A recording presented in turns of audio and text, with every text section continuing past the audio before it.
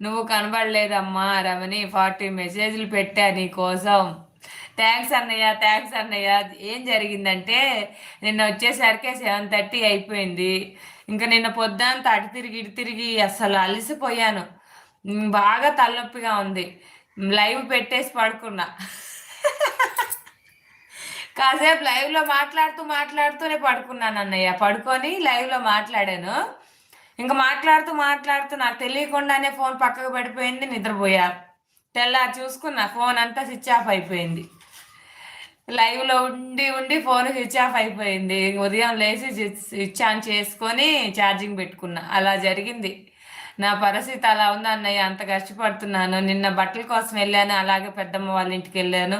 ఇక 2 పనులు కలిసి వస్తాయని న్యూ స్టాక్ కొత్త కలెక్షన్ చీరాల నుంచి తీసుకొచ్చాను, డైలీ వేర్ శారీస్. అలా జరిగింది అన్నయ్య. కాదు